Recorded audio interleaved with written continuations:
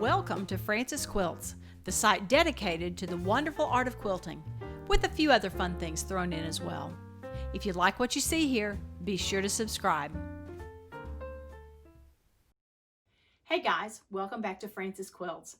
Over the last few weeks, I have been working through a series of rulers that I purchased from Westalee, the Spin-e-Fex series, and I have been using them to work on this gorgeous brown stripe quilt. You know, I need to find a new name for brown stripe. It's getting kind of old just calling it the brown stripe. Y'all have any suggestions for a name? Anyway, today I'm going to be demonstrating the Spin-e-Fex number 15 ruler to you, working in a 7.5 inch size. It's a fun ruler. It has some fun designs for it, and I hope you'll enjoy and find this helpful. Well, here we are at the machine.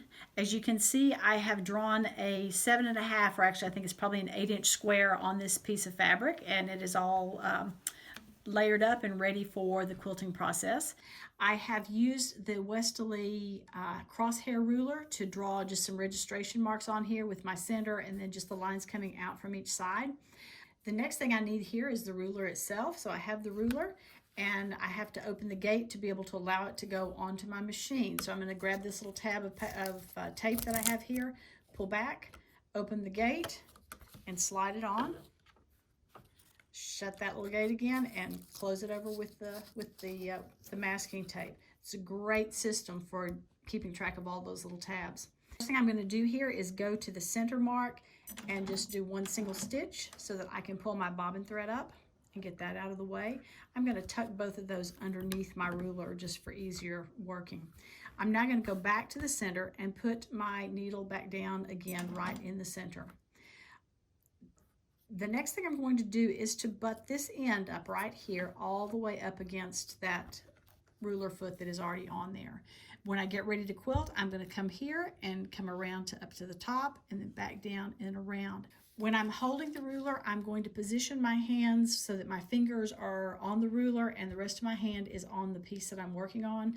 Because of the filming, you may see me kind of doing some little funky things on one side just so you can continue to see. But normally, my hands would be pretty much positioned on both sides of the ruler, just giving a hoop there for me to work with.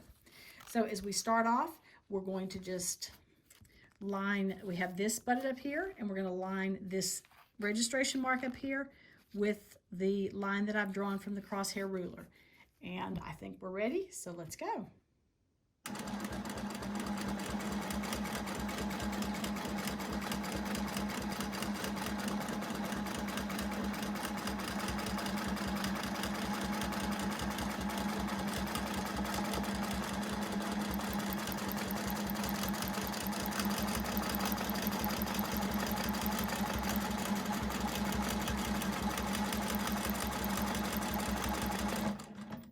When I get back to that center point, I'm going to stop and get ready to rotate the ruler. To just show you a simple pattern first, I'm going to skip these diagonal lines and just do the horizontal and vertical lines. So again, I've got that ruler butted up into that center. Let me say, when you're coming around here and you hit right here, you feel that there's a place to stop. The ruler's designed so that you know that you're supposed to stop there. You feel another stop here, another one here, and then back down around.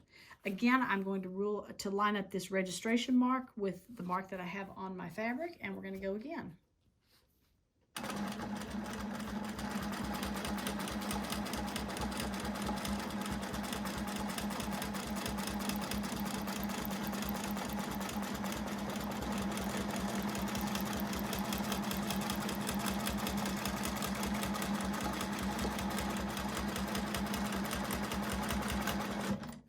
Now, some of my stitches on that one were a little bit too long, which tells me I need to probably speed up my sewing just a little bit. And you're probably going to laugh because what I just did was take my shoes off. It is so much easier for me to quilt when I've got my shoes off and just in my sock feet. It just helps, it makes it so much easier to feel the pedal and to be able to judge how fast you're going. So now a shoeless Frances will do the next part. We're going to rotate again. We're going to line up this registration mark on that line that we've already marked on the fabric, and we're going to start quilting.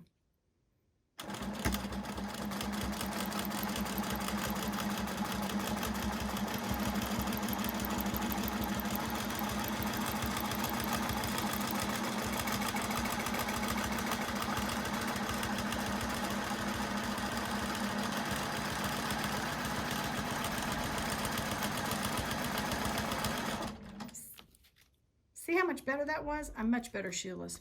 So let's do the last one of these. Turn it around 90 degrees, line up the edge, and let's go again.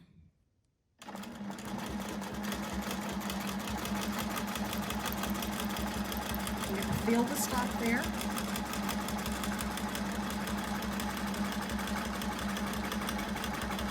Feel the stop there.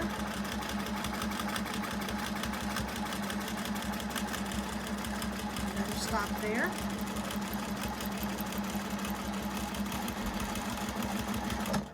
And stop there. Let's have a look at the design. You can see here it's a very simple design. These pieces are matching up pretty well right here in these corners.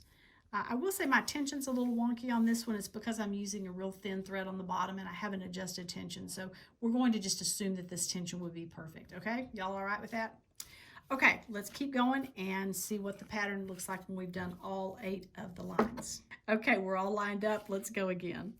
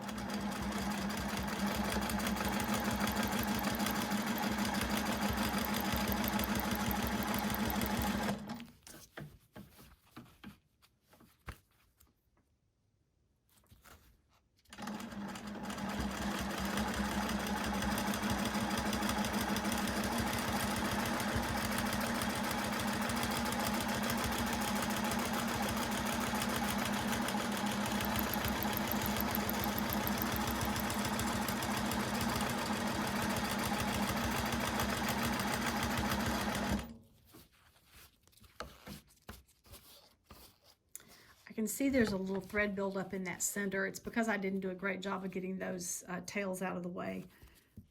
But you can take care of that when you're doing it yourself.